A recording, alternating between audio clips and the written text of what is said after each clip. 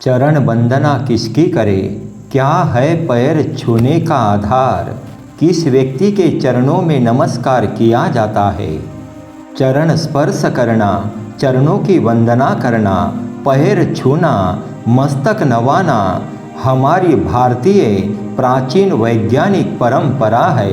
अक्सरशः अपने से बड़ों के, माता पिता के, गुरु अथवा गुरु तुल्य व्यक्ति के, संत महात्मा के, सज्जन व्यक्ति के चरणों में मस्तक नमाकर प्रणाम किया जाता है।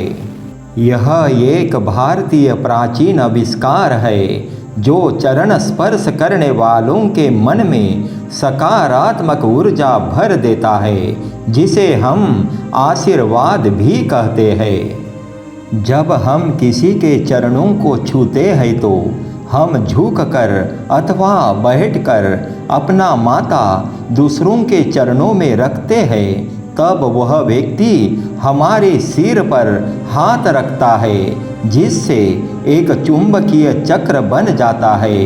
इस प्रकार की क्रिया से उस मनुष्य की सकारात्मक अथवा नकारात्मक ऊर्जा हमारे शरीर में प्रवेश करती है। इसीलिए भली भांति सोच समझकर विचार पूर्वक चरण वंदना करना जरूरी होता है। किसी भी बड़े व्यक्ति के चरणों में नमस्कार नहीं किया जाता है जिस व्यक्ति में सकारात्मक ऊर्जा भरी हो, जो ज्ञानवान हो, जो ईश्वरीय शक्ति से परिपूर्ण हो, जो निस्वार्थी हो, जो सबका हितैषी हो, जो निष्कपट हो, जो जगत का कल्याण और भला चाहने वाला हो, जो दैवीय गुणों से परिपूर्ण हो, उस व्यक्ति के चरणों में वंदन किया जाता है। माता पिता, गुरु और पति के चरणों में नमस्कार करना ही चाहिए। हमेशा इन व्यक्ति के द्वारा आशीर्वाद ही प्राप्त होता है। आजकल अपना स्वार्थ पूर्ण करने हेतु किसी के भी चरण स्पर्श करते हैं, जो संपूर्ण गलत होता है एवं दोष युक्त होता है।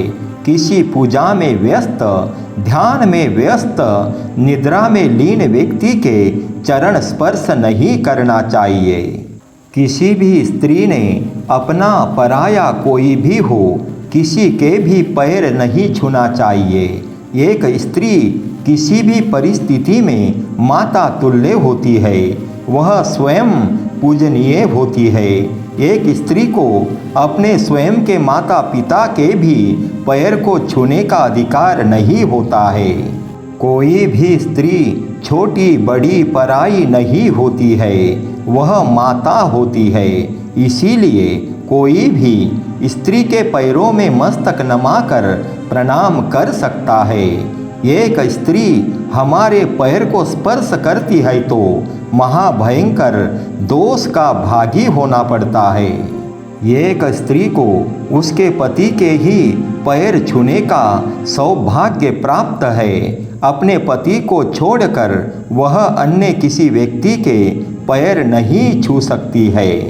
हम अगर किसी दुराचारी, भ्रष्टाचारी, व्यभिचारी, बुरे और नीच कर्म करने वाले व्यक्ति के चरणों को स्पर्श करते हैं अथवा उनके संपर्क में रहते हैं तो उस व्यक्ति की नकारात्मक ऊर्जा हमारे मन पर बुरा प्रभाव करती है।